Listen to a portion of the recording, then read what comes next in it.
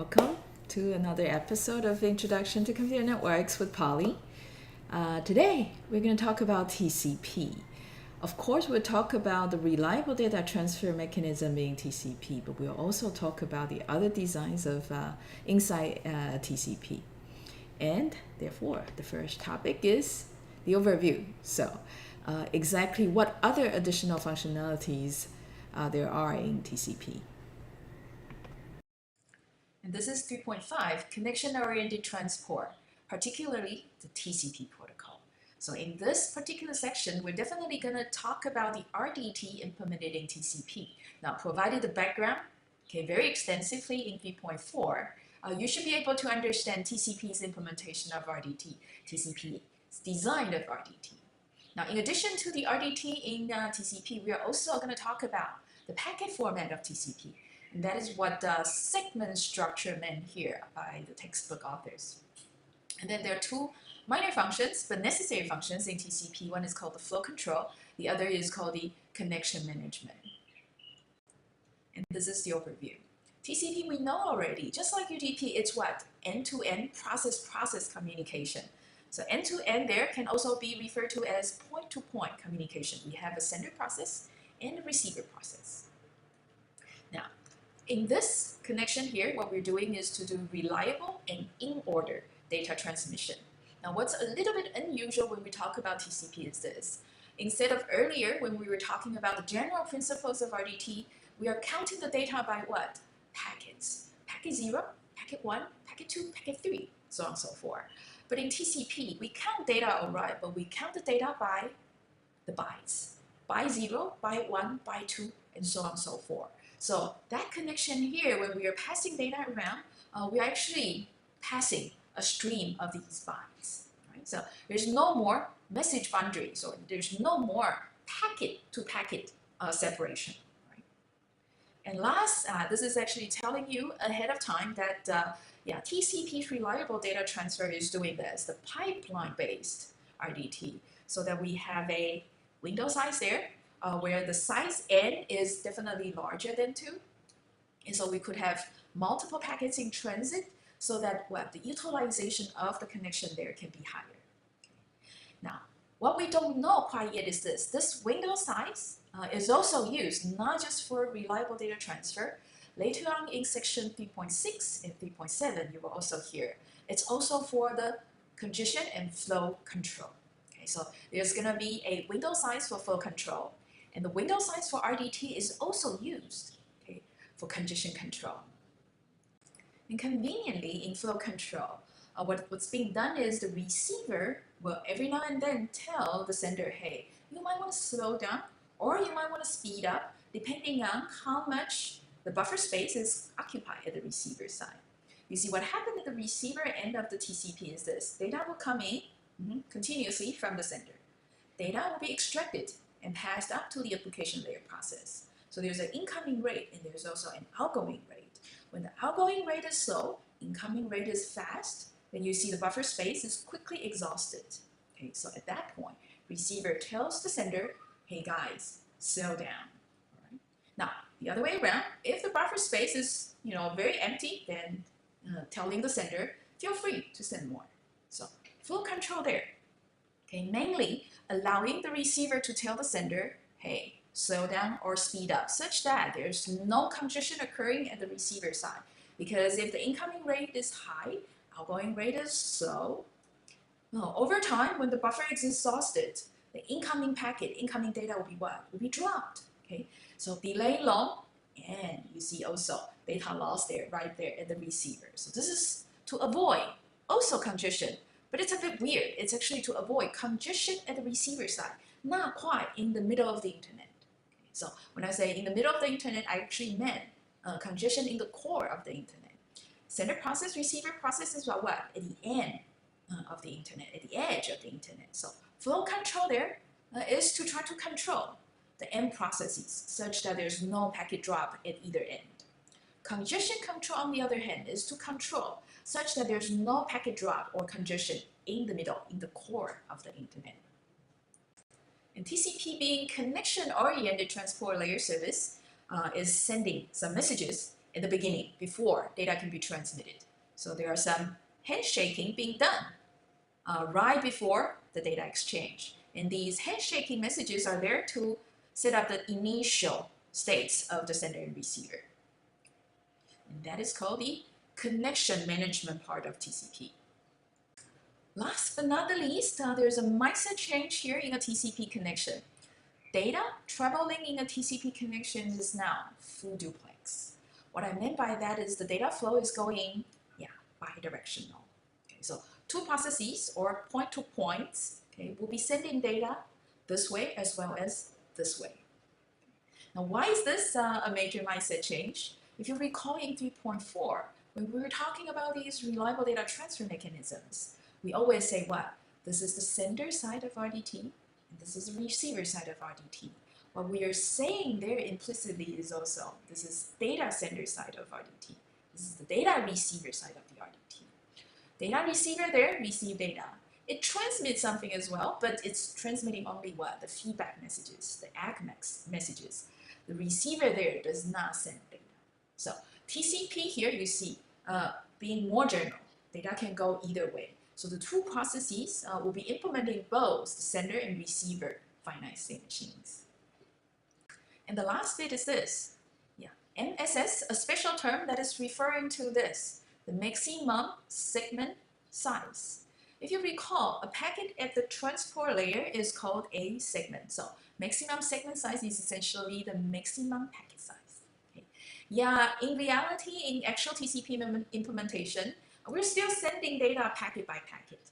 But the sequence number, we'll be checking to do reliable data transfer is now counting the bytes of the data, not the packet numbers of the data.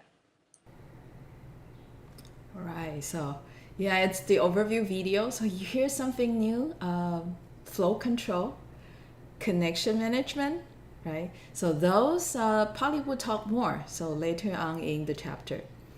Something that's special, TCP connection is full duplex. Previously, for the simplicity of discussion, we just assume that data go only one direction. So for these finite state machines, to do RDT, we always have sender side, receiver side. But in TCP, data can go both ways. So these two machines, you need to find the sender of this side works with the receiver of the other side. And the sender of this other side works with the receiver this side. Okay, so it's bidirectional. There's a pair of these finite state machines each direction.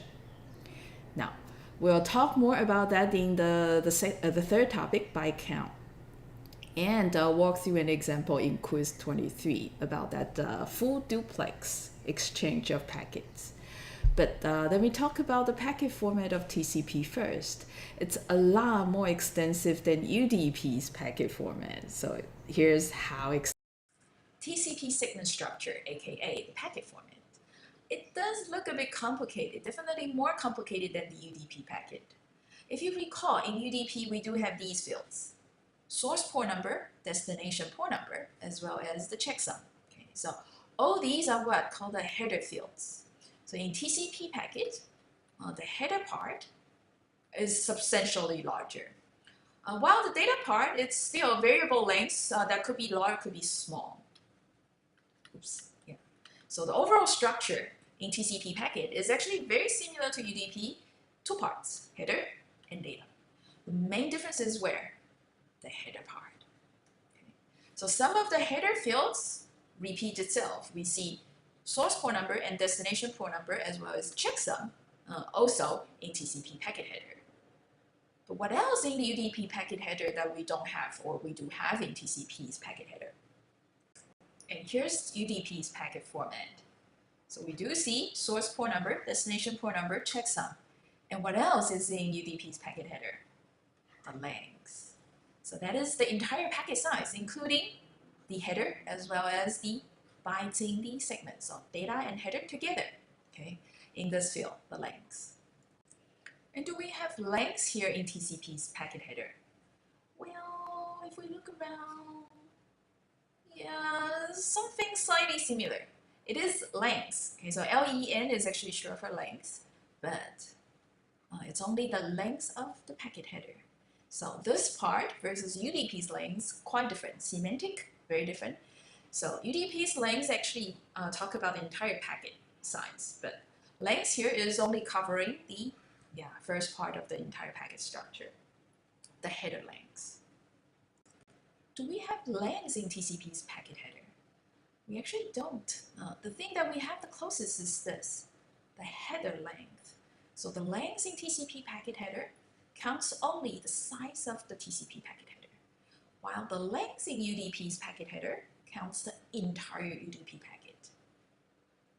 Given that we're already talking about the header length, why don't we talk about these special bits, special flags in the TCP packet header? First is the A flag. So this is called the ACK flag as well. When it's turned on, when the ACK flag is on, that's indicating that the acknowledgement number here is actually valid, meaning that the sender of this packet is trying to tell the receiver that it's trying to acknowledge certain bytes being received. And these three R, S, and F bits, they are there to indicate packets being used to do connection management. So for example, SYN here, the SYN packet is to set up connections. The FIN packet, which is Latin for the end, conveniently, is to tear down a connection. RST, or the R bit here, means reset, that is to re-establish the connection, to re-initialize certain parameters between the sender and receiver of a TCP. And P bit. P stands for push, that is to push data now. So this is to actually pass the data out as soon as possible, but it's generally not used. Just like the U bit, this is urgent, so this is indicating that whatever data is here is urgent. So pass it out through the network or to the application layer as soon as possible. So you see urgent, the purpose, and push, somewhat similar. The ambition of the network engineers much early on is also that hopefully a data network or the internet can also allow urgent data being sent, just like we could make it 911 call or in Taiwan 110 call to get police's attention or the fire department's attention as quick as possible. But unfortunately, the way the internet is designed is just not very good for urgent critical data transmission. And we said that these are not used, so there are a number of bits not being used. But the fact is actually there are two more bits being used. It's called the C bit and the E bit. Now these two bits are not really for reliable data transfer service, not for connection management purpose. They're actually there for congestion control. But it's not quite the congestion control implemented in TCP though. It's just that the engineers are expecting later on TCP's congestion control can be extended together with the core of the internet such that we could do better control. So there will be two more bits we'll have to talk about, but it will be at the end of chapter 3. And that takes us to the urgent data pointer. So this is actually working with the urgent bit. When the urgent bit is on, then the transport layer of TCP is going to look into this pointer and then grab whatever the data that's here indicated by the pointer. So this data here will be extracted and passed out as quick as possible.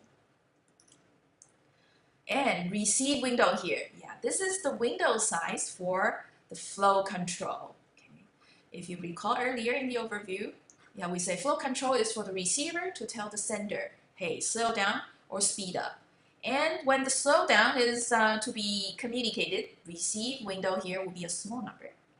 If the receiver wants the sender to speed up, the receive window there will be larger.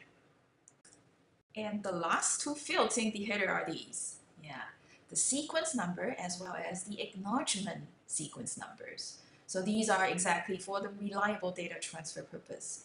But keep in mind, we're now counting the bytes, not packets. All right, so that's the packet format. You see that there are some fields that we also see in UDP, but very few because UDP headers has only like 4 fields. Port numbers definitely need to be there, right? Because multiplexing, demultiplexing is the most fundamental functionality in the transport layer. we do need to have checksum. UDP needs to have checksum. TCP, of course, needs to have checksum, right? Otherwise, how does TCP do reliable data transfer? How does TCP know if a data packet or feedback packet is corrupted? Now, packet size, okay? In UDP, we have the entire packet length, but in TCP, we only have the header length. Okay, that's a very good question. You know what, guys? I don't know for sure why, but I'm guessing that in TCP, because the packet size very often vary. Okay, it changes quite a bit. So it's more important to get the header size so they know whenever a packet is received, we know exactly how long the header is, including the options, and one might be able to find the payload size from the options. Okay, because in the header there's this option thing that's also variable size. Okay, but in UDP you don't have this, optional header. So they have some sort of hierarchy there. Okay, so that makes the first phase of processing the header a lot faster. Yeah, so I'm guessing. Okay, no guarantee. So you guys, if you are curious, look it up. And so Anna was asking, do we also divide data from the application layers into parts? We segment the messages. Also for TCP, of course. As far as I know, the largest TCP packet size is 1460 bytes. Okay, I've never seen a TCP packet larger than that, but you can send a file from the application layer, right? And it's easy that you have a file that's larger than 1460 bytes. So yes, for really long application layer message, you cut them into smaller segments. Okay, and after you cut that, you of course add the headers, and in this case, TCP headers. All right. Okay. Vincent had more questions. Shouldn't urgent data be stored in the header? Very good question. Very good question. Because urgent data can be more than you think. So it could be like several tens of bytes. So you cannot be storing such a data in the header. So therefore, you had a pointer pointing to where the urgent data is. Okay, good. Anna, so what do we mean by stream? Okay, Anna, you know what? That is the third topic today. By streamline. Maybe U in the header is like a flag. Yeah, so Cayenne, yeah, so there's a U bit. That is a flag indeed. Okay, and that is a flag to say that whether the receiver of this message should look into the urgent pointer to find out where the urgent data is. Okay, so it's connected. Cayenne, thank you for answering for Polly to Vincent. Good. And now we can go on to the third topic, what Anna is actually looking forward to here. TCP sequence number and ACK numbers, these are very important fields. Let me elaborate more here. First, the sequence numbers. So what the sequence number says in the packet header is to tell you this: the byte stream number of the first byte among all the data bytes in the packet. So, but what is the byte stream number? Yeah, let me explain. This is the original message, which can be really large, generated by the application layer process. Now, as it's pretty long, right? Each byte can be indicated in sequence in byte stream number. So this is byte 0, byte 1, byte 2, byte 3, byte 4, and so on and so forth. So these numbers, these serial numbers, are the byte stream numbers. So when such a message arrives at the transport layer, the TCP sender is going to what? Break them down into smaller parts. Let's assume that in the first segment, it contains only 3 bytes of the data. So in the header here, the sequence number is going to be what? The byte stream number of the first byte of data, which is 0. For the second packet, in the header sequence number field, what should be the value? it should be the byte stream order of the first byte of all the data, right? So see here. Okay, so that's what sequence number meant. And it tells you where the first byte of this data packet is in the original message. So we could track whether all the bytes in the original messages are being transmitted successfully. Second, the acknowledgement number.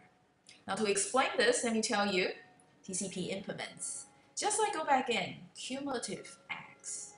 So that number there, based on your knowledge of go back in, should indicate what? The last byte of all the data received correctly at the receiver and in sequence. But, well, it's actually not quite. So TCP's acknowledgement number is actually counting one byte further. So it's the next byte the receiver is expecting. So that number is the number of the next byte the receiver is expecting. Therefore, it will also be the what? The sequence number of the next data packet coming from the sender. And with that said, many of you will probably guess that TCP's reliable data transfer mechanism is similar to go back in. You are actually correct. So let me borrow the diagram that I've been using to explain the sender side behavior of go back in here. The only difference is just that previously, now each rectangle indicates a packet, but now we are counting bytes instead of packets. So each of these are what? Bytes. So we have green bytes, yellow bytes, blue bytes, and gray bytes. But similarly to go back in, the green bytes are what? The bytes that are already sent and acknowledged. Yellow ones are the bytes sent and not yet acknowledged. Blue bytes are those usable, so if there are more data the application layer process wants to send, we could now turn these blue ones to yellow. So usable but not used. Gray ones, not usable because it's what? Outside of the window size, outside of the window limit. Now, the sender generates a data packet. What's going to be in the sequence number is what? The first byte of the data and the byte stream number of it.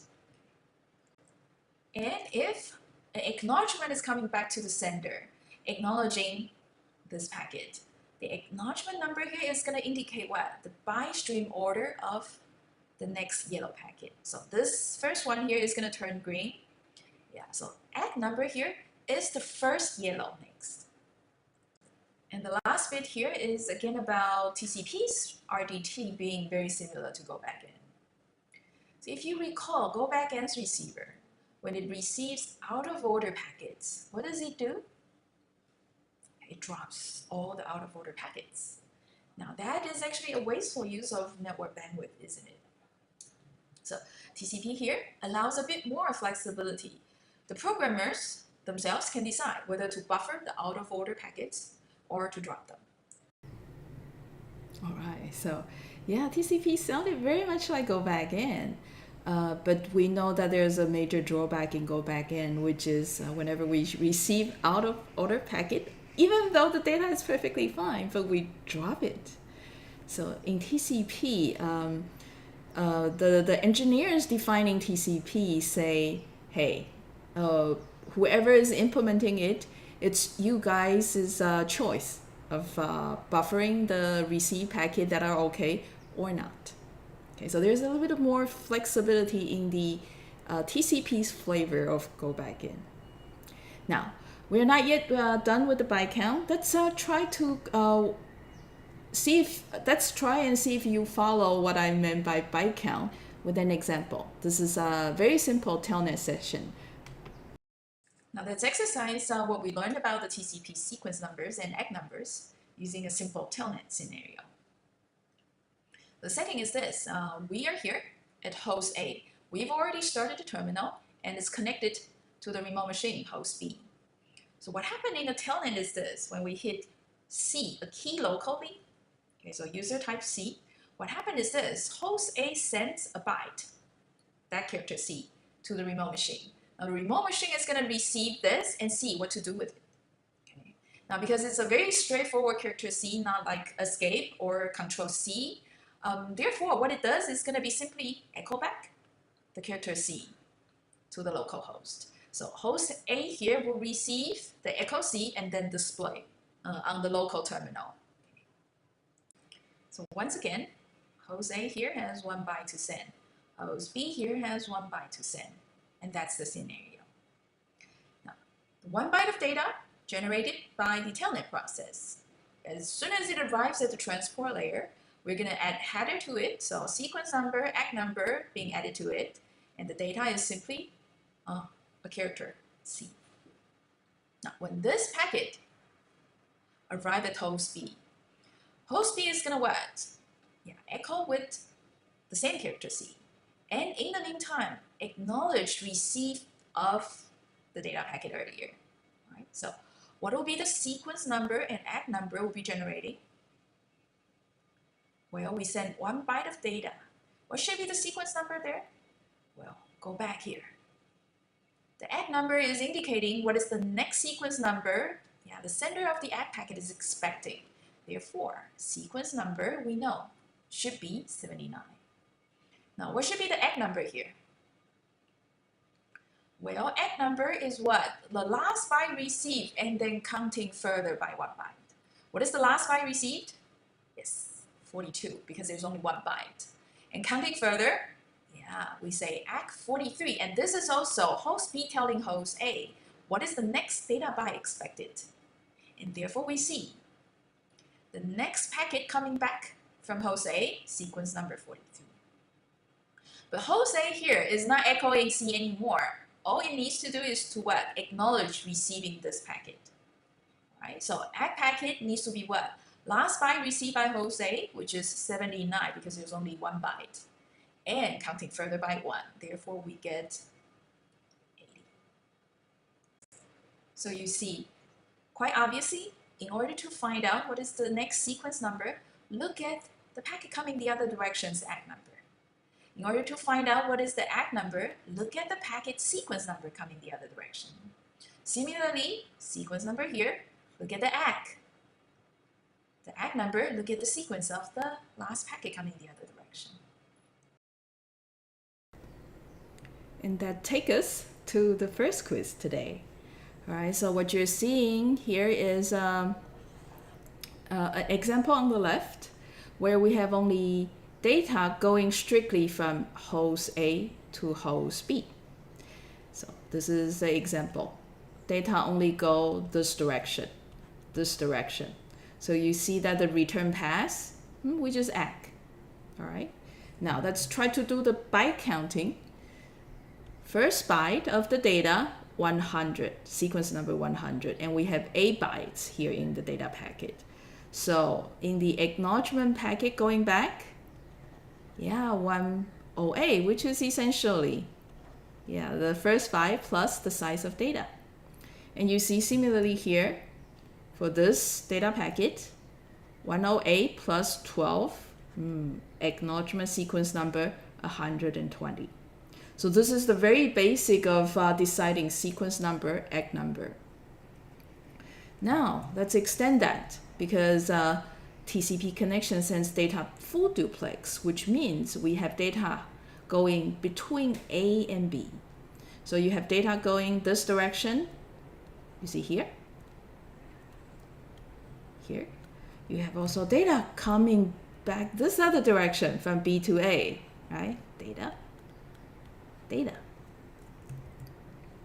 Okay, so we see here from A to B, starting with sequence number 100 and ACK number 57. And the data size is 8 bytes. What is the ACK number for the returning packet?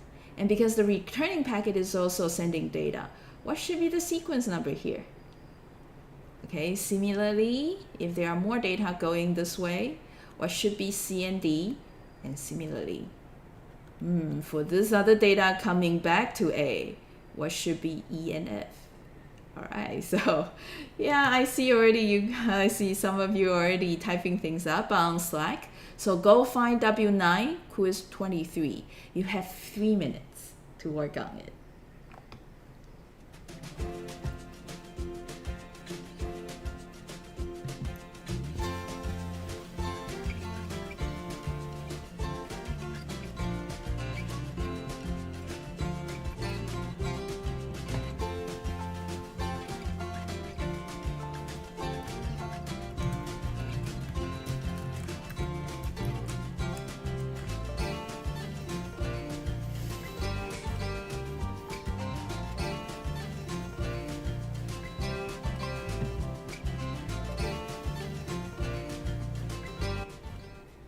Okay, fine. Fine.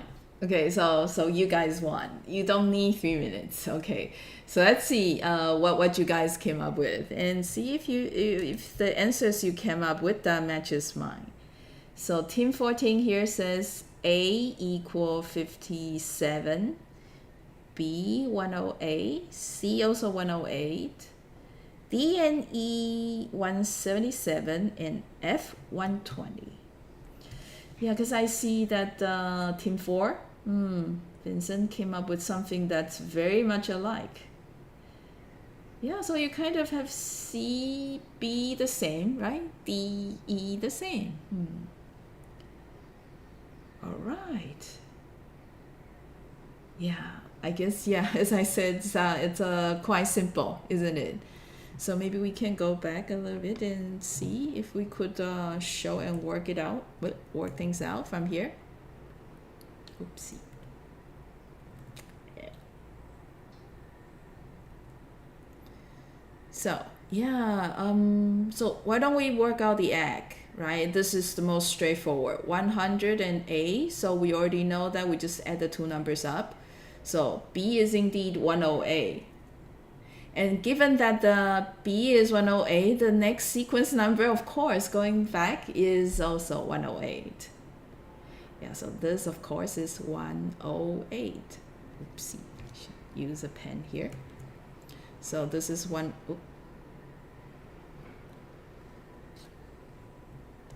okay, so this is 108. And therefore, yeah, C is also 108.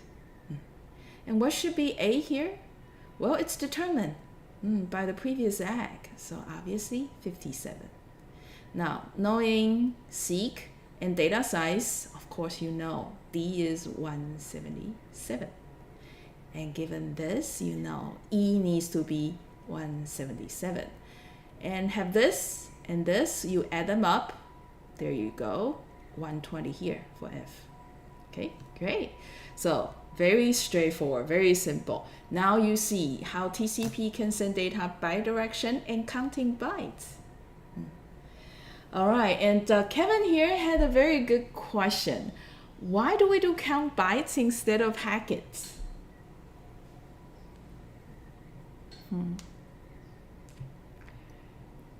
Think about it. Anyone?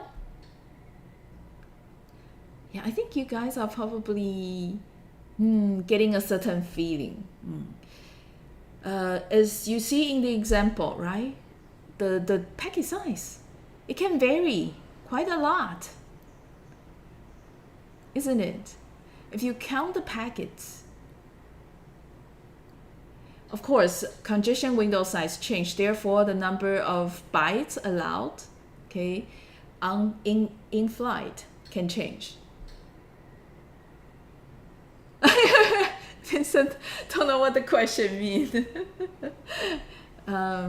Yeah, I think Kevin is simply asking, right? Previously, when we learn go back in, when we learn SR or RDT, we are only counting packets.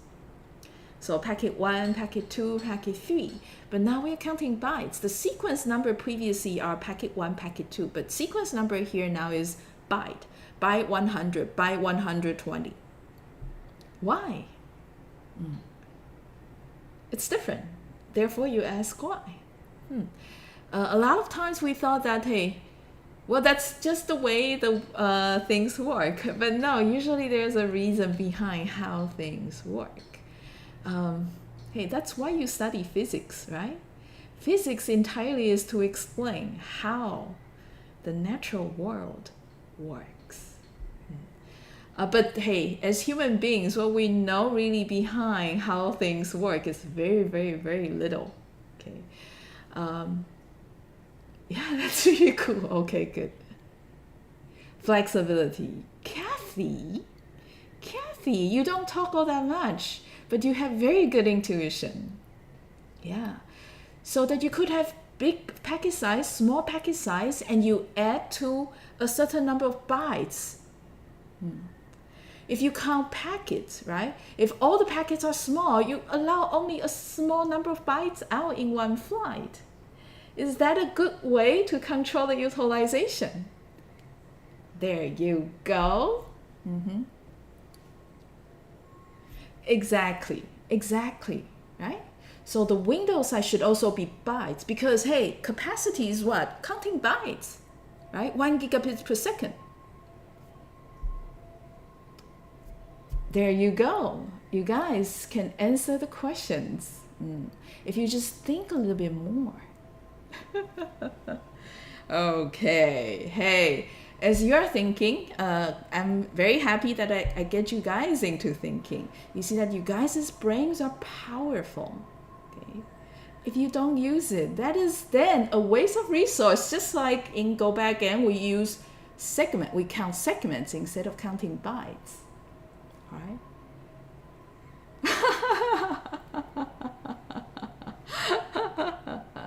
Okay, Vincent has a very good intuition, engineering intuition, but Vincent has trouble expressing himself. I'm sorry. Okay, very interesting character, much like you, Xiaobai.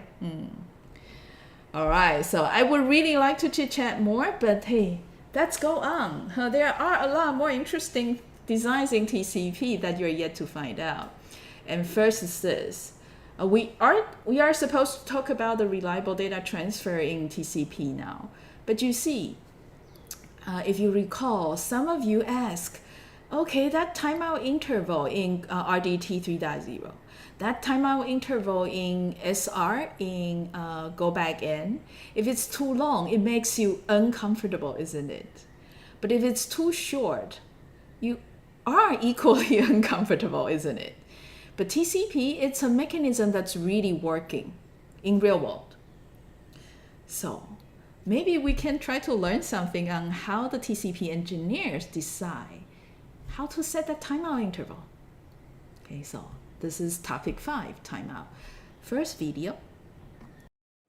Now with the fundamentals of TCP packet format, TCP being bidirectional, and we're actually counting bytes instead of packets. So with these out of the way, we can now come back to talk about the reliable data transfer mechanism implemented in TCP. Before Polly shows you the finite state machine of TCP's RDT, let's define this thing first.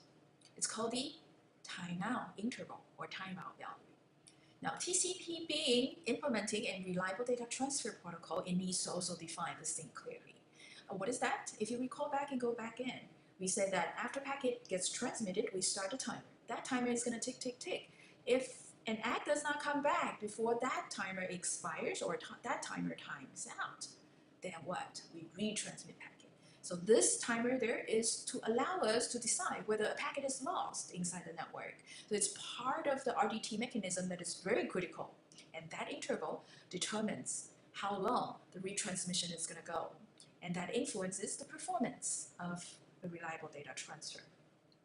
We know already in some earlier example, if that timer is set too short, so packet can sometimes travel the internet a bit longer than usual. If that timer is too short and expires, then retransmission right before ACK arrives back, then this retransmission there is unnecessary and premature. Okay? That is not a good thing in terms of bandwidth consumption. So, not good. If that timer is too long, the intuition also says it's going to take a long time for the sender to discover there's a packet loss and try to recover from it. So you see that the user experience with sending data over this connection is not going to be good. Okay, so slow reaction to packet losses.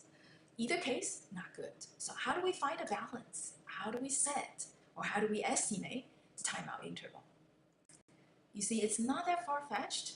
You heard Polly saying this already. The interval should at least cover what? The time data travel to the receiver and the ACK coming back from the receiver. And we know this is called what? The round trip time. But you also heard Polly saying that sometimes it takes longer for the data or ACK packet to travel the internet. Therefore, the timeout interval there should be set to cover longer than most of the round trip time that the pair of sender-receiver might experience. And that is the idea behind how TCP estimates the timeout interval. And you see also, in TCP, it needs to observe the round trip time repeatedly in between the pair of sender and receiver. And this is exactly how it's done. Okay.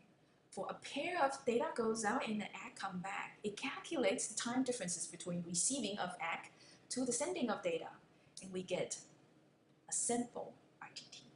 Now, there will be a lot of these sample RTT for each data and ACK pair, but we'll ignore the data ACK pairs due to retransmission. So some of these data might get lost and therefore they get retransmitted. When we receive an ACK for such a data, it could be a bit confusing, right? What is the right data sending time to subtract in order to be sure that this is really estimating just the round trip time and not covering a premature timeout, things like that. And we get lots of these sample RTTs, and they could vary quite a bit. So you see that it's actually not good to use the sample RTT as the timeout interval for the next packet. Not good. So what TCP does next is this, to get a smoother estimation of the round trip time. And that is done by taking the average of multiple recent sample RTTs. All right, so it's not just taking one measurement of RTT, it will be taking some and somehow smooth these estimates. So the detail is in the next video. So what Polly brings up here is essentially the line of code in TCP's implementation, estimating the smoothed RTT. So the estimated RTT, this variable is to refer to the smoothed RTT. Now the smoothed RTT next is going to be the smoothed RTT now, and take a weighted sum of that to the current sample of RTT.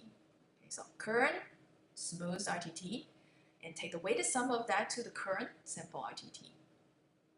So we're taking the history into consideration, that's why it's called the moving average, and we're using a spatial factor alpha here, so it's a weighted moving average as well.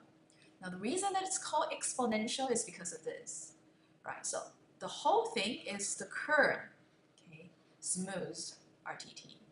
Now this whole thing is going to be used as what? The first term of the next estimation. So you see, the current smooth RTT is going to be weighted what? 1 minus alpha, actually, 2 times. So the current estimated RTT 2 rounds later will weight exponentially less. 3 times 3 exponents less, 4, and so on and so forth. So the past sample, the influence of it will decrease exponentially fast.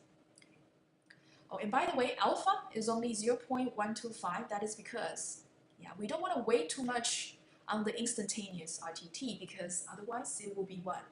Also fluctuating, not exactly smooth. And here shows the instantaneous RTT and the estimated RTT, the smoothed estimation, how they look like relatively. And this is actually an actual measurement between UMass and Euler-Comp again. So the blue one that fluctuates more, like these. These are the instantaneous RTT, the sample RTT.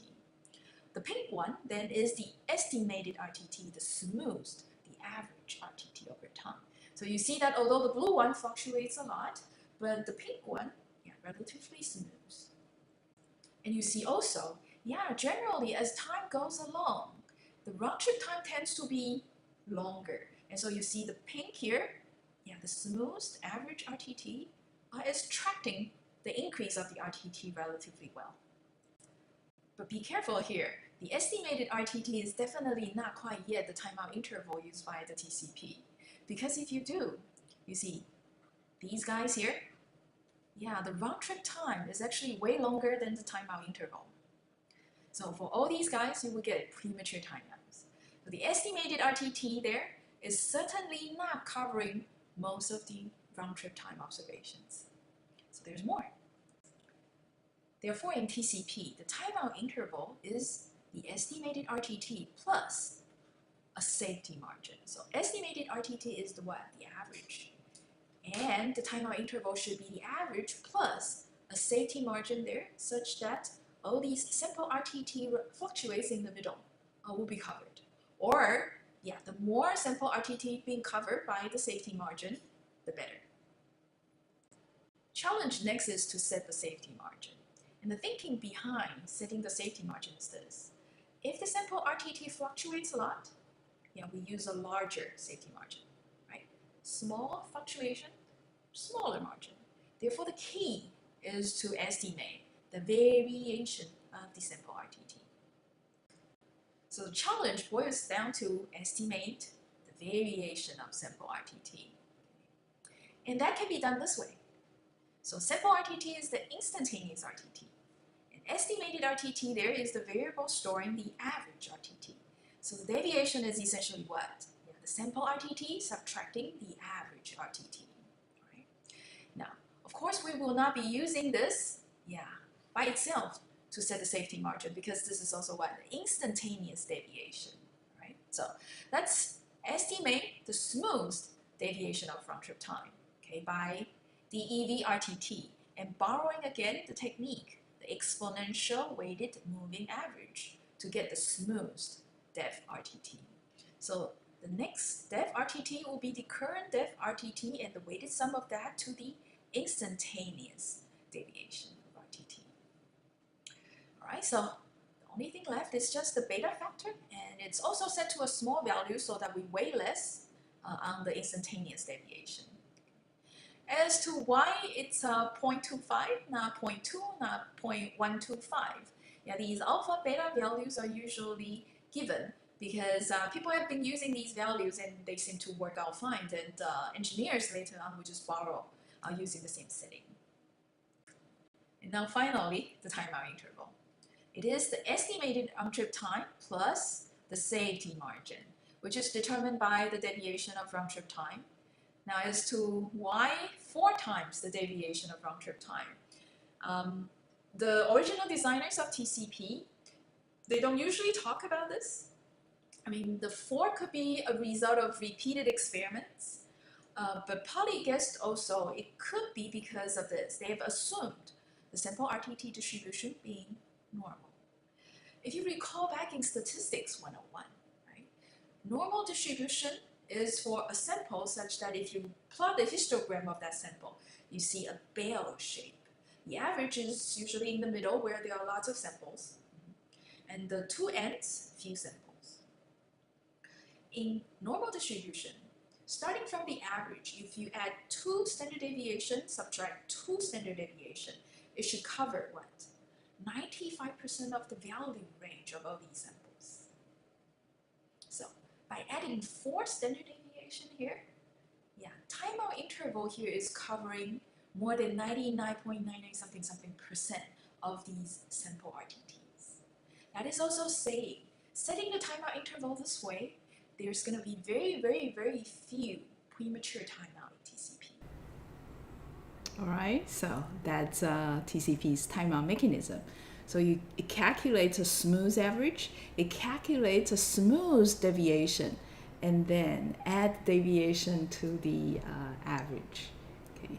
So essentially in the end, they want to reduce the number of premature timeouts as much as possible. Okay. Now, finally, TCP's finite state machine for RDT. You will see that it's very similar to go back in. So here's the finite state. And here, RDT of TCP. These are the characteristics. First of all, it's pipelined. So we send packets back to back in TCP as well. We could have multiple packets in one flight. And the acknowledgement is cumulative, meaning the sequence number in the ACK indicates all the packets below that up to that number are received correctly. And there's only one retransmission timer for the entire flight of packet. And so when that timer times out, then we retransmit the flight of packets. So up to this point, you will probably guess TCP's RDT looks very much like, GBN, the go back in. Now the slight difference is this. In TCP, the RDT adds a little bit something so to speed up the retransmission. And that is a special condition when the sender sees a certain number of duplicate acts arriving quickly. Retransmission timeout, let's not wait for that. Let's quickly retransmit. Okay, so this is also called the fast retransmission mechanism. So this is something that's a little bit unlike the standard go back in, but implemented in TCP. Right. Next are the finite state machines of the TCPs. To make it simple, let's ignore the dupe egg part, okay, the fast transmission part, and let's not talk about the other mechanisms we have not yet discussed that's implemented in TCP. If you're expecting TCP sender looks very much like go back N sender, you're correct. First transition is what? The get call from above transition. Okay, receive data from application. Okay. So in TCP sender, we generate the packet, assign the sequence number to the packet, of course also calculate the checksum, and pass that to the lower layer. So it's essentially the UDT send call. And we check whether the timer has already been started for the flight. If it does, don't do anything. Otherwise, if there's no timer currently running, we're sending a packet, then this must be the send base. Start the timer. And then we increment the next seek num. But in TCP, we are not counting packets, right? If we are counting packets, we add the sequence number by one packet. But here, we are counting the bytes. So we are adding the number of bytes in the data in the packet we're sending out. Now, you see here, I'm trying to be a bit lazy. I did not do the window size check, okay? But in TCP sender, there's also a window size. So there should be an if condition here before creating packet to check whether the next seek num, okay, is still within the window limit, of course. And next, this is also a familiar transition. This is the transition when the sender receives an ACK. Well, similar to go backend's transition receiving an ACK, that's extract the sequence number from the ACK packet. Now, the action of TCP sender here is different. Only when the sequence number is larger than the send base, meaning this is a new ACK packet. So the sequence number here is something that has not yet been acknowledged. Then we set the send base to the new sequence number because now acknowledgement is received. Sender should say that slide the send base over. All right. Now, if there are currently not yet ACK packets around, then that's restart timer. So we'll be starting the timer for the new send base.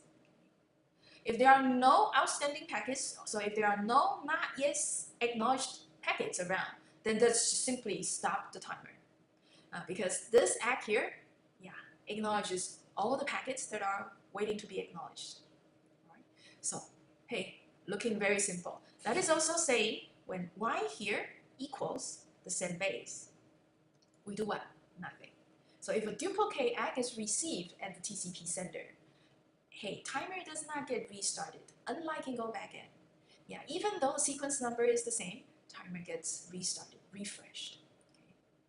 Okay. And the third transition, again, very typical, this is the timeout transition. So when timer times out, retransmit the entire flight of packet from the send base, and then start timer. This is actually identical to go backend. In go backend sender, there's actually one more transition, which is doing what? Checking whether the ACK is corrupted or whether the ACK is a NACK. Okay. In those cases, we do nothing.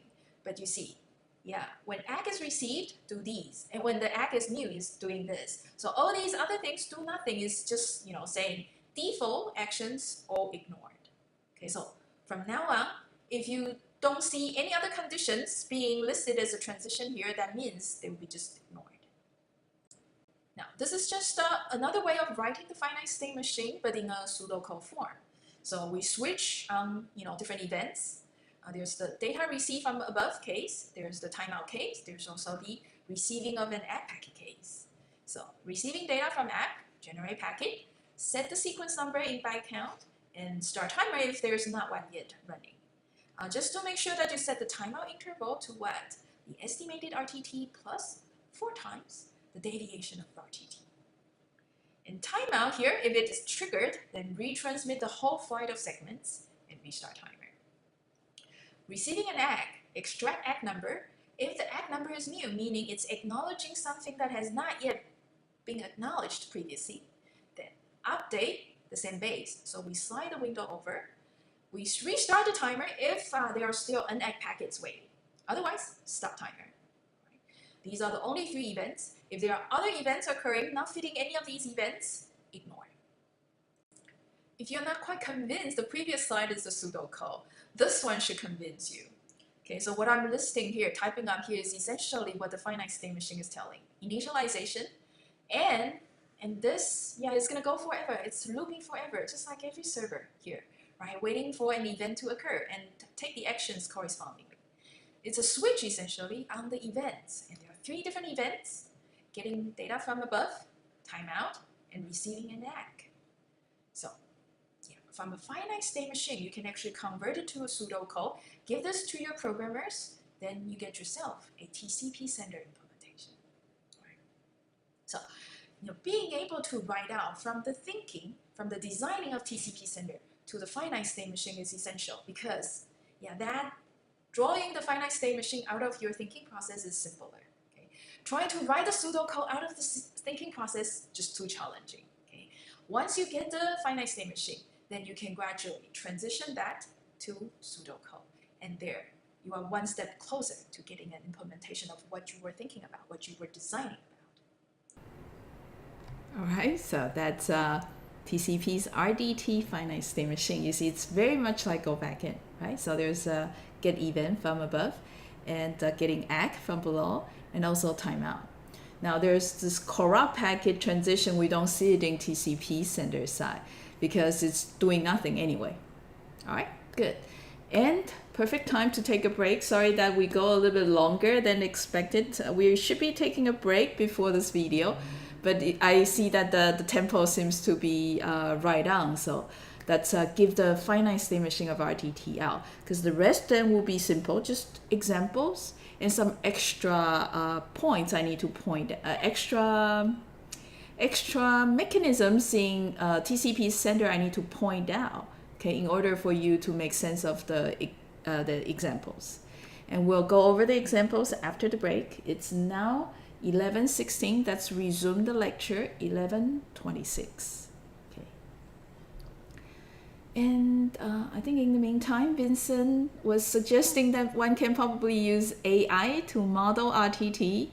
And I think Zheng-En was suggesting that they're having some work about estimating delays, modeling delays. So I think it's for wireless network, I suppose, Zheng-En. Okay, good. Nonetheless, take a break. It's now already 17, so let's resume 11:27.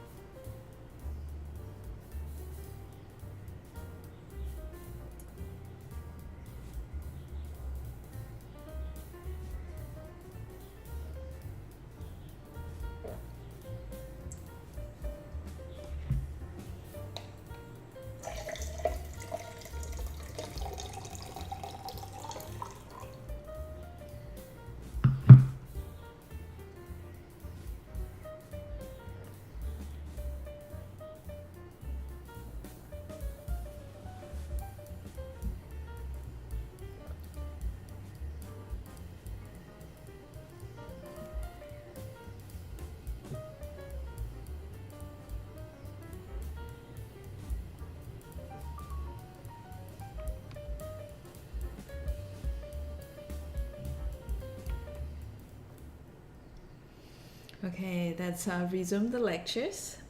So next is let's go over a few examples exercising TCP's finite state machine. As usual, let's walk through a number of examples and exercise our understanding of the TCP's sender-receiver mechanism. So first scenario, very straightforward. We do have a data sender here. Host B is just receiving, sending acknowledgements. Host A here sends one packet starting from sequence number 92. It's carrying 8 bytes of data.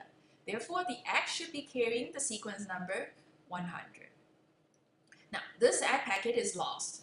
Okay, so host A here waits until timer fires. And so the same packet is retransmitted. Finally, ACK comes back, and the next packet will go out carrying sequence number what? 100. Because the ACK number here is counting to the last byte plus 1. So 92 is the first byte. The last byte will be plus A subtracting 1. But ACK is adding 1 back here. All right, so it's 100, and adding 1 back is also a way for the receiver telling the sender what is the next byte expected, what is the next data byte expected. So the packet coming out from the sender next is definitely going to be the same sequence number in the ACK received previously, right? 100. And the second example, again, host being the data sender, host B being the receiver. This time host A sends 2 packets back to back. First, starting from 92 and then carrying 8 bytes of data. So we know that the last byte is 99, therefore, the second packet starts from 100. And 20 bytes of data to be carried, so the last one is what? 119.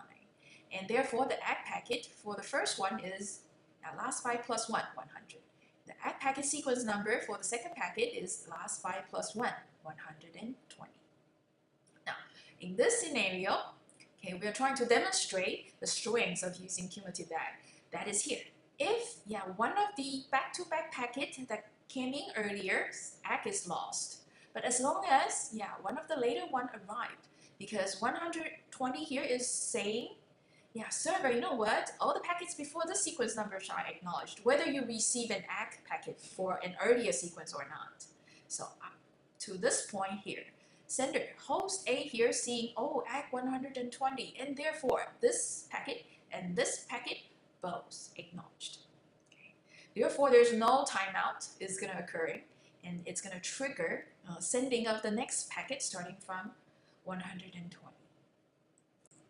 The third example scenario looks very much like example 2's, where we have a sender sending 2 packets back to back. Sequence numbers identical. Therefore, receiver here will be sending back ACKs, 100 and 120. The difference is this. Example 3 is to demonstrate a case where we have premature timeout. So that is saying the timer here, the interval is set very short, so timeout occurs before ACKs can come back. So first, timer occurred here. Therefore, timeout event in TCP senders trigger. Therefore, we retransmit all the packets in the flight. So sequence number 92 will be retransmitted. Sequence number 100 will also be retransmitted. Now, ACK 100, ACK 120 will arrive later. So when ACK 100 arrive at the sender here, Y equal 100, that is the sequence number in the ACK. The send base at this point is still 92. So Y is greater than send base. Therefore, we change the send base to the new ACK number. And do we restart timer or stop timer here? Well, there is still outstanding packet, right? Which is this one. So we cannot yet stop the timer. So timer is refreshed here. So timer for 92 is restarted here because, hey, timeout occur, retransmit everything, start timer. So there's already a timer ticking starting from here that is associated with sequence number 92. But here, we restart the timer, and this timer is associated with send base 100. When ACK 120 arrive here, we need to change the send base because it was previously 100, and the Y is 120, bigger than 100, so change the send base, slide the window over. Do we stop timer or restart timer? Well, there's no more outstanding packet because there are no more getting called from above. So, stop timer right here. The last point to make is this. When this data packet, sequence number 92, arrives at the receiver, receiver is going to see, oh, yeah, data byte up to 99 received. But the thing is, the receiver has already received up to 119. So those bytes are extracted and passed up above. So that's not extract 92 to 99 and pass it above again. So this packet will be discarded and an ACK will be sent back. But what is the ACK sequence number? Well, receiver has already seen up to 119. So what is the next byte expected? 120. Good thing is this, when ACK 120 arrives at the sender, well, y equal 120, which equals send base. Therefore, this packet is going to be what? Out of any of the three transitions, we ignore it. Okay, sender does nothing. The second packet here, with sequence number 100, will also arrive at the receiver, and it's saying that it's receiving from 100 to 119. This is going to be ignored as well because, yeah, 100 to 119 bytes have already been passed up to the application layer. So another ACK, 120 is going to be sent back to the sender, and sender is just going to ignore it again. All right, so that was a few examples, but you see that in the last example, okay, on the diagram, only one packet, 92, is recent, right? The 100 is not really recent. It's probably adding one extra error there, saying that according to go backend, when timer times out, you resend the whole flight of packets. But in TCP, you know what? It is not quite the truth. Therefore, the last example, the diagrams does not show the second packet. Okay, so here's to explain why. And that was example 3. Up until now, the TCP mechanism we were talking about is very, very simplified. Okay, the examples we went through is very much based on the simplified TCP sender. The actual TCP sender is way more complicated. We have not yet talked about possible retransmissions when the TCP sender receives duplicate acknowledgements. We have not yet talked about extra mechanism in TCP's RDT that supports also flow control and condition control. So these will be coming ahead. But these also, okay, explains in example 3. You'll see in the textbook, the authors will describe it this way. When send base 92 expires, the timer, we only retransmit sequence number 92. But if you recall back, in go back in, we will be what? Retransmitting from the smallest sequence number all the way to all packets that have been sent before but not yet acknowledged. So that should include sequence number 100. And that is what I was describing, explaining example 3. The fact in TCP is this. There's something a little bit extra here. When timer for send base 92 expires, the sending window size at the sender there is also reduced to 1. That is saying, when the timer expires, the sender is going to retransmit, but the window size is actually limiting it such that we can only send one segment. And 92 is the smallest sequence number, and this is the only packet can be transmitted. And that's why, if you look a little bit careful about the sender's finite state machine we were talking about, and here it is, let's ignore all these other transitions that are not relevant. So we're experiencing a timeout event here. Okay? The description in the finite state machine says this. Retransmit not yet ACK segment with smaller sequence number. Now we read on the actions being taken carefully. You see, this is not in the plural form. So we retransmit just one segment and then start the timer for that segment. But this is really odd, right? So this is not really like go back in. This is not really like selective repeat either. This is in fact TCP's reliable data transfer mechanism trying to do a little bit of condition control. That's defined more precisely what TCP sender does when there is a timeout event. Note that this is no longer the simplified TCP. This one is actually quite realistic considering condition control. So in that, step number 1, the window size is dropped all the way to 1. As a result, we are only allowed transmitting one segment, a smaller sequence number segment. And then we're supposed to start the timer, but the timeout interval is set this way, 2 times the current timeout interval value. Then you go, hey, then what was the current timeout interval? Yeah, the current timeout interval is set here and here. In the transition where we get a call from above, and the transition where we receive an ACK packet from below. So you see the timeout interval are calculated this way. Yeah, this is what all those slides were saying, right? This is the equation we came up with. The average round trip time plus 4 times the deviation of the round trip time. Okay. Now, back to the timeout event. Setting the timeout interval to twice the current value. Oh, wow. We were actually quite conservative here already, isn't it? That is what? Covering 99.99 something percent of all these RTT samples. And we are setting the timeout interval to twice that amount. That's way more enough. Why? The fact is this. Window size dropping all the way to 1 and timeout interval being twice super conservative are both to address the congestion that's occurring inside the network now. Because when there's a timeout, that is also saying there's no more X coming back. That is probably because data cannot go out.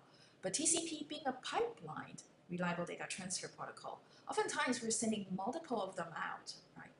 If it's just, a sporadic drop, not due to congestion having consistent drops, then we should still be seeing, maybe a lower number of X, or maybe seeing some duplicate X, OX coming back. Not that we get no X at all and eventually run into timeout. So timeout is TCP's way of saying that, let's assume now the network is congested. Therefore, let's be very, very friendly to the network. Okay, let's try to slow down. Okay, by reducing the window size, because when the window size is small, you're sending very slowly. Let's also reduce the rate of retransmission, which is to increase the timeout interval. When it's twice that long, then we are retransmitting, the half speed. So both of these extra mechanism is to address congestion, which is to do congestion control. And you see here in TCP, the reliable data transfer mechanism is somewhat mingled with the congestion control. And that's why you see in example 3, supposing if this is go back in, then when the timer for send base 92 expires, sequence number 92 and sequence 100 should go out. But instead, only 92 goes out. So let's summarize up to this point, the similarities between TCP's RDT versus the go back in. So we see similarity being what? Both of them are pipeline segment, and both use cumulative X, and there's only one retransmission timer, and it retransmits timeout events. Already unique in TCP is this. The timeout interval is well defined. There's an equation, and there are good reasons just justifying the equation. And we only refresh timer on new ACK. In go back in, we actually refresh the timer even though it's a duplicate ACK. Also, in TCP, that's unique is this. Retransmission, if timeout occurs, we retransmit only one segment. So reducing the sending window size all the way to 1. And the timeout interval is doubled as well. Okay, so exponentially slow in case there are back-to-back timeout events. Now, there are more differences. First one, delay ACK. Second, fast retransmission. So these are the 2 extra mechanisms in TCP that's related to reliable data transfer that we need to talk about. And what's coming next, a big part. We're going to talk about TCP's congestion control more seriously. All right, so delayed ACK and fast retransmission, exactly the next 2 topics. But before we start with the delay ACK, let's go over the questions related to TCP in general. So I think the first one is from Wei Shan asking, if the sequence number, right, grow really large, what do we do? Yeah, so the sequence number space is really large indeed. Okay, and when we exceed the maximum, we would round back up, okay, to 0 and then ticking again from 0, 1, 2, 3, 4, 5. All right, just like the sequence number when the RDT is counting packets, right? 0, 1, 2, 3. If the sequence space is only 2 bits, then 0, 1, 2, 3, 0, 1, 2, 3. Yeah, so that sequence number space in TCP is really, really large. I forgot exactly how many bits. Okay, it's actually the size of the X sequence number, the data sequence number as well. 32 bits maybe. Okay, so someone look it up, please. And Vincent asked, does this mean go back and don't have a defined timeout interval? Okay, yeah, Vincent, that's a valid question. It means that in go back in, which is a very general design, there's no concrete, concrete design, concrete definition of what the timeout interval should be. Oh, okay, Kayan is asking, wouldn't window recover to the normal value after receiving ACK? Since these seem only the line, but no window equal other value. Okay. Yeah, I think Kayan, good question.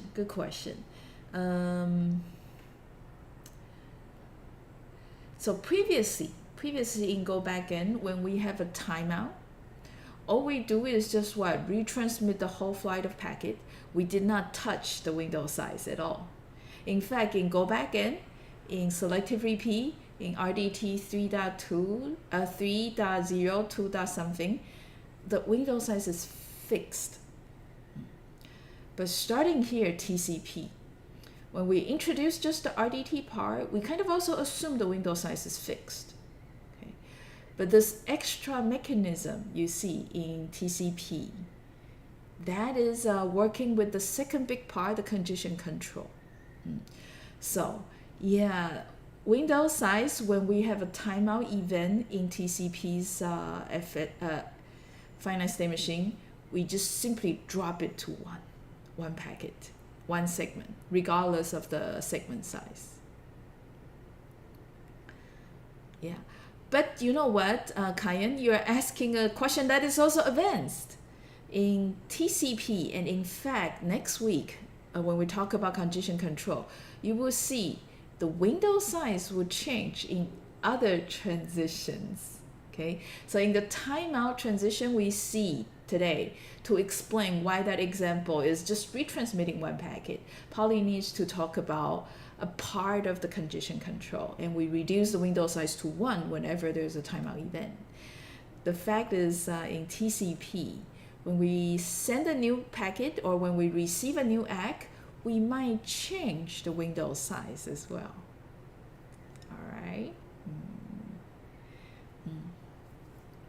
Yeah, so Kayan, your intuition is right. At least in the transition where we receive acknowledgements, there'll be something else, and we might need to change the window size to other value there, but not in the timeout event. Okay, good. Vincent was saying, so GBN is a concept. Exactly.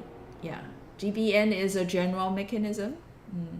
Just like, for example, binary search, general.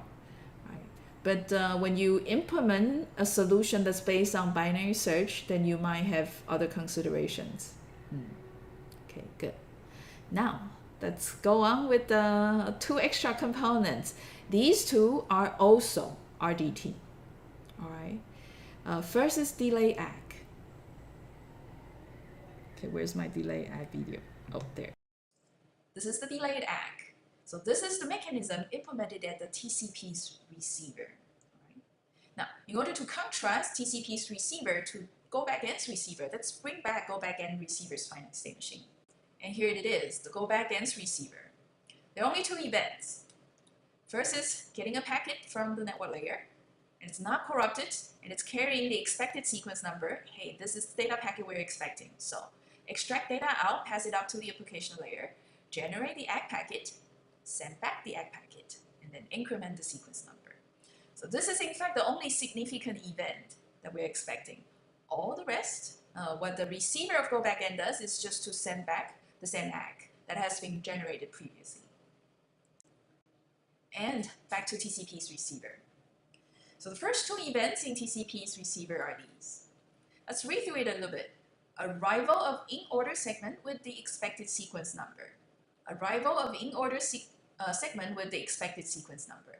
So both are events that's similar, right, to the significant event in go backend's receiver. Data arriving, not corrupted, and carrying the expected sequence number. So good news. We're supposed to generate ACK and send the ACK back. But at TCP's receiver, okay, how we send the ACK back depends on the second condition here. So in event number 1, when all data up to the expected sequence number are already ACKed, okay, then we do one thing. If there's one other segment has ACK pending, meaning, hey, that segment there, we should be sending an ACK out, but it's actually pending. We haven't sent it out yet. Then we do this. Okay. Now, some of you might have guessed, yes, TCP's receiver here is trying to do sending one ACK packet per 2 data packet received. So if all data up to the expected sequence number have already ACKed, that's delay sending of this ACK. Okay. So let's wait for the next segment. When the next segment arrives, then we send the ACK. Otherwise, let's just wait for 500 milliseconds. When this 500 millisecond expires, yeah, we have no choice but to send the ACK for this data. So you see here, this is the other condition. When there's a back packet coming in and there is already one data packet that is supposed to be ACK, but the ACK is pending, which means it's waiting for the 500 millisecond. Then we immediately send one ACK, and this ACK here carries the sequence number of the later segment. Okay? And because the ACK is cumulative, so when that ACK comes back to the data center, it's going to clear both this packet and this packet. The third event is more like the default event. Okay? The similarity, however, is more the action being taken. Okay? So when we receive a segment coming in that is out of order, meaning it's carrying a sequence number that's higher than the expected sequence number, then we will buffer the packet. So as a result, we detect the gap. So let me illustrate so that it's a bit more clear. Okay. Previously, we have received multiple packets, okay, and they are arriving in order. But suddenly, we get a packet that is out of order. It's not quite what we're expecting here next. So there's a gap in the sequence number of the packets received. In that case, upon receiving such out of order segment, upon detecting a gap like this, we send duplicate ACK, the old ACK that has been generated before. This ACK here is then carrying the sequence number of the latest packets received in order. The last event is this. Okay. Related to the gap we might see in TCP's receiver. So if a segment comes in that partially or completely fills a gap, then we generate a new ACK. Okay. The sequence number in the ACK here will be still the latest packet arrived in order. Okay, so this will acknowledge all the packets before that. All right, so that's delay ACK. So the general idea is that you send only one ACK per 2 packet because the acknowledgement is cumulative anyway, right? So why make an acknowledgement cumulative when you don't exploit the property of a cumulative acknowledgement? So you don't have to send all that many ACKs. So every other data, send one ACK. So that saves also a little bit of bandwidth going back to the data center. Quiz 24 is related to the delay ACK. We'll come back to that a little bit. The last video today is fast retransmission. This is another kind of optimization. Okay, delay ACK is an optimization. So fast retransmit is also an optimization, so that we don't always reduce the window size to 1. Okay. By the way, Zijun, you're right. Even though the window size is dropped to 1, those packets that are previously sent but not yet acknowledged, they remain in the sender buffer. They still need to wait for their chance to get transmitted. Okay. And so I think Guanting was right. If we reduce the window size to 1 and the other transitions, we do not increase the window size back. This is just a stupid mechanism. Yeah. So sorry, try to be patient. When do we relax the window size after we reduce it to 1? That's in the next section. of chapter 3. Now, last video, fast retransmit. It sounded complicated, but it's in fact quite straightforward. Last is the fast retransmission mechanism. In order to explain why we need fast retransmission, let's go back a little bit. When we were describing, when TCP sender experiences a timeout event, it's what? Dropping the window size down to 1 and setting the timeout interval to twice the current value. Okay? Because TCP sender, they're actually considered a timeout event being network being congested. Now this is very reasonable when there is a congestion. TCP sender here being a pipeline RDT sends often segments back to back into the network, hitting the congestion point.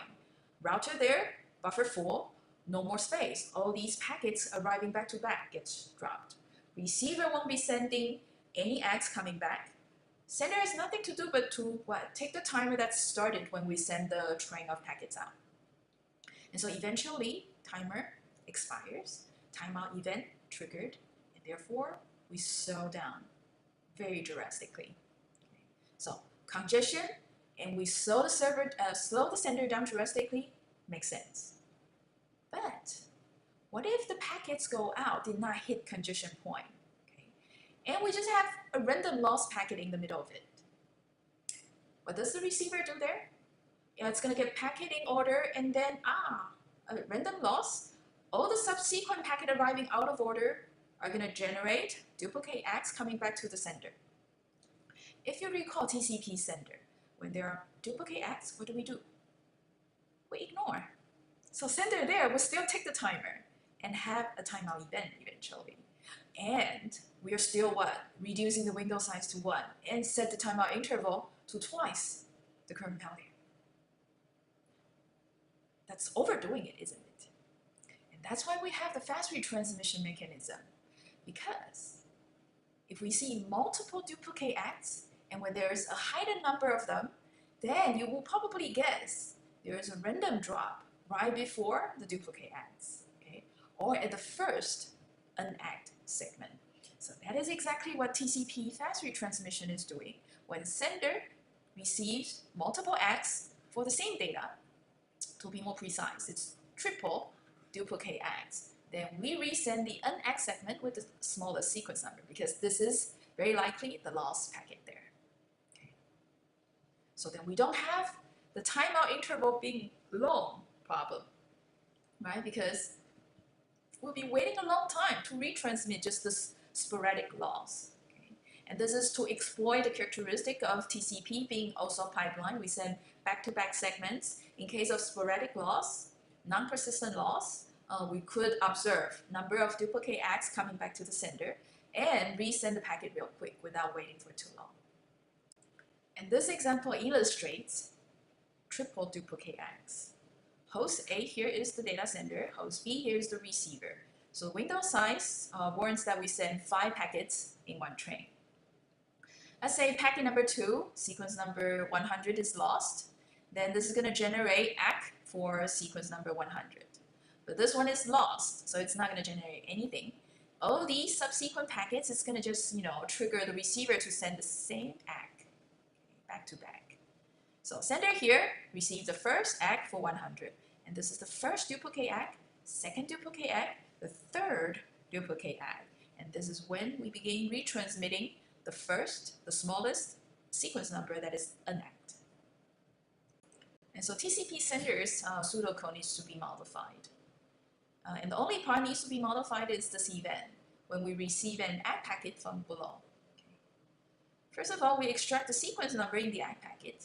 And this is the case when the ACK packet is new. And this is the other case when the ACK packet is not new. So in here you see, we increment the count of duplicate ACKs. Okay. For each duplicate ACK, we increment this by 1. When the count for duplicate ACK is exactly 3, then we resend the segment. So this is fast retransmission of a lost packet. And then of course, drop the count back to 0. This is the last slide to summarize TCP's RDT. TCP's RDT is essentially go back in, so the base is go back in. But TCP being something that we actually need to implement and seeing running defines very clearly the equation to derive timeout interval.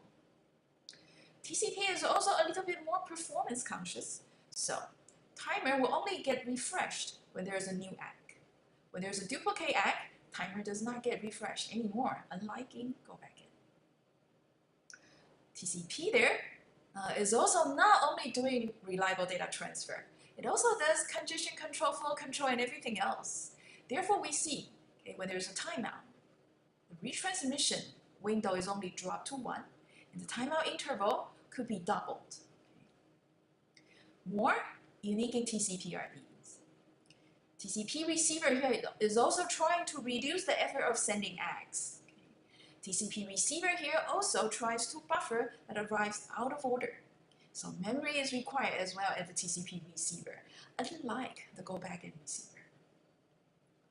TCP implements also fast retransmission, so for certain patterns of loss, we get to recover faster instead of waiting always for a timeout. All right, and that takes us to quiz 24. But before we start, so Tiandi was asking, do we restart the timer after fast retransmission? That's a very good question. TCP's RDT as of now, even after I introduce fast retransmission, it doesn't. But you will see that after we introduce congestion control, there's another mechanism called fast recovery, okay? That we are doing something else and we change also the timeout interval and stuff like that, okay? So Tiandi, I'm afraid that you need to be a little bit more patient. So currently we do not restart timer after fast retransmission.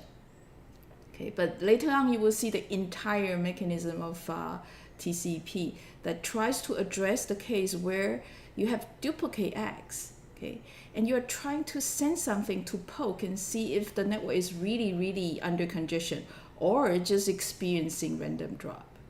Tiandi, your intuition is great because, hey, you see this is more like random drop, so you send and you should probably restart timer because chances low that it's congestion.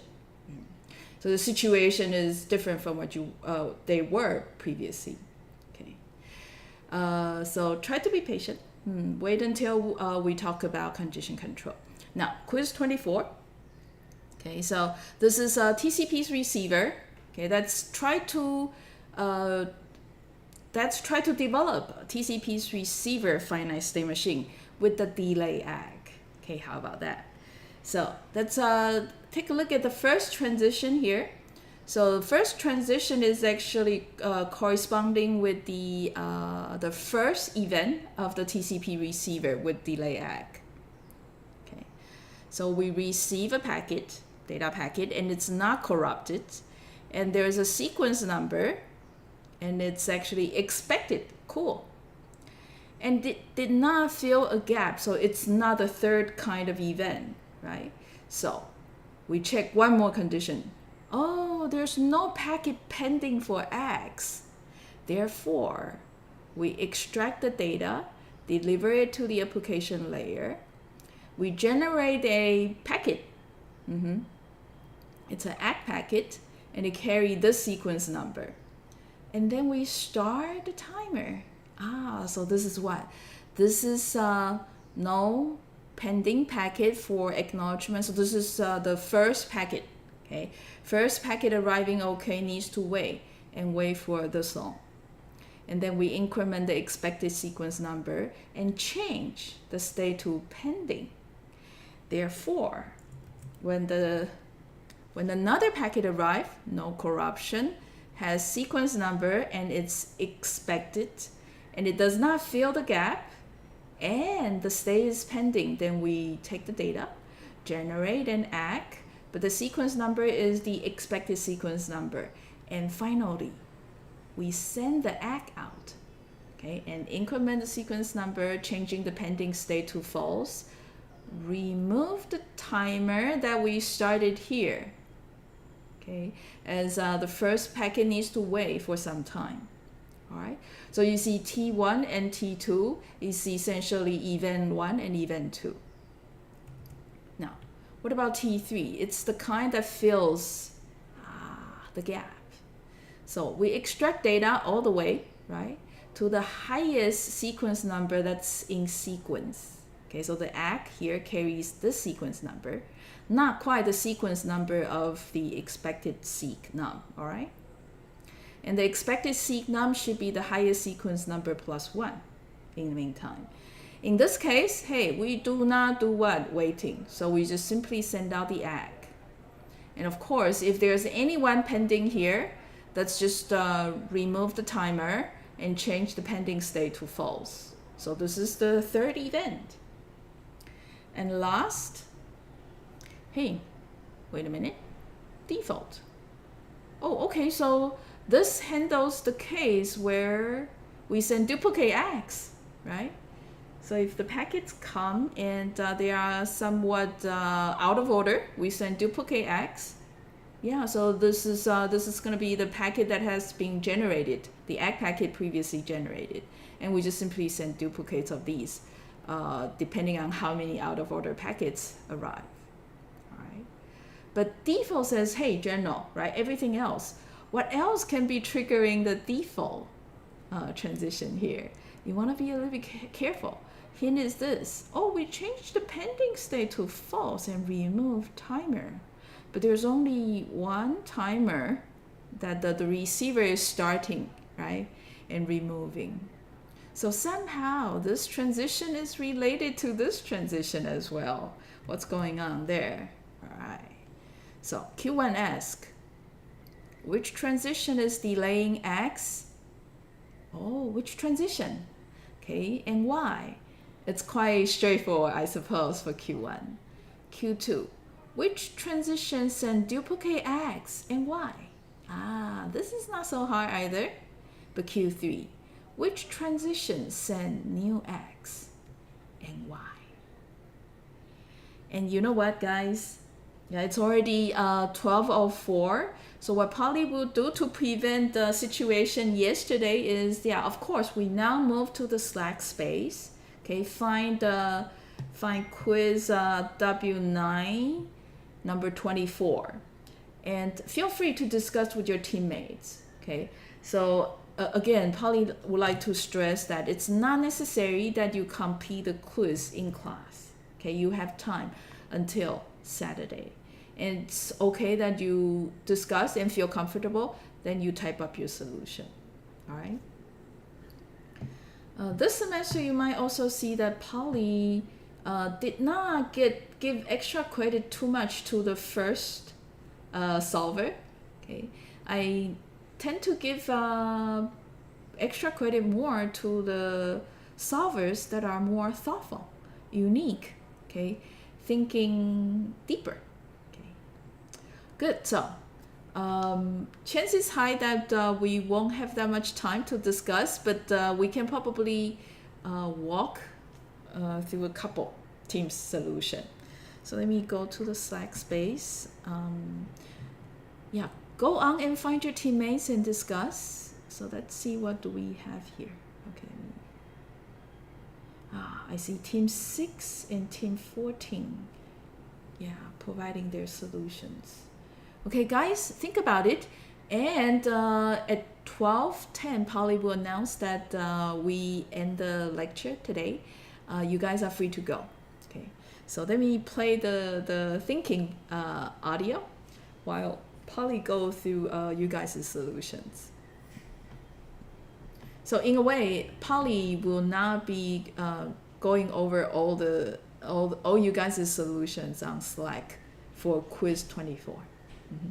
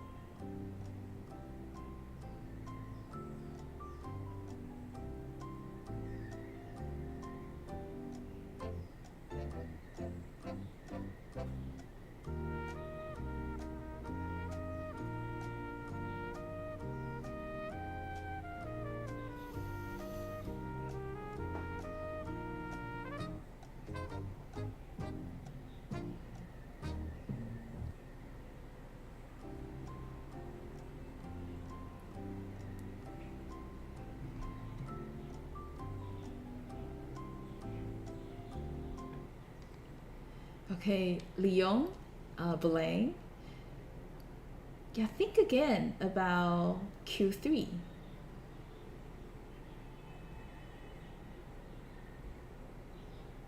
Think again about Q3.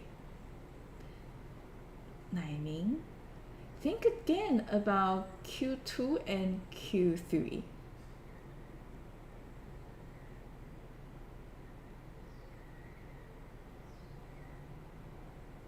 Uh-huh. Guys, I love that you guys try to work this out instead of looking back solutions from previous semesters. You see that this is very good exercise.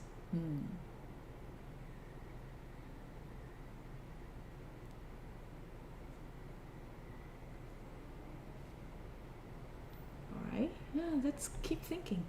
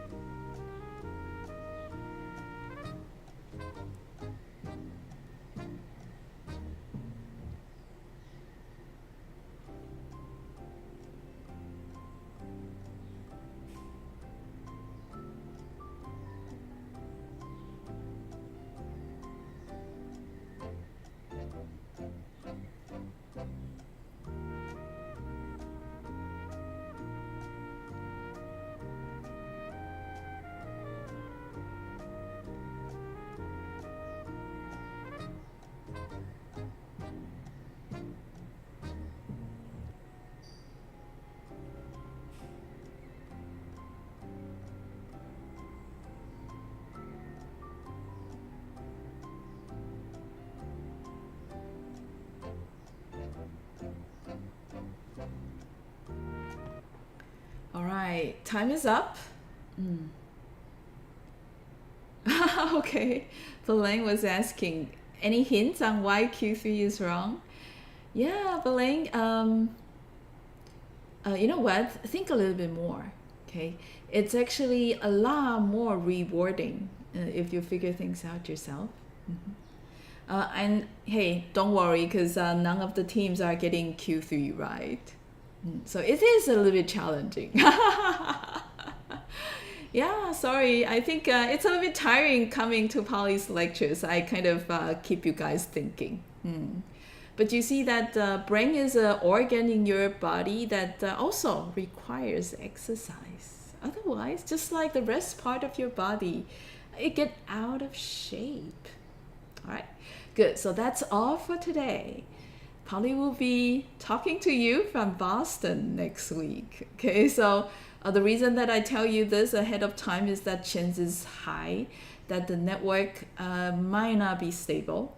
Okay, in that case, please, guys, we'll have to fall back to the videos I have already pre-recorded. Okay. And in case, very unfortunately, we need to terminate the lecture, or if the network quality is so bad for you, it's okay. It's okay. You don't have to really suffer. All right. Good. So I see you next week online. Okay, and from remote location. Okay, bye.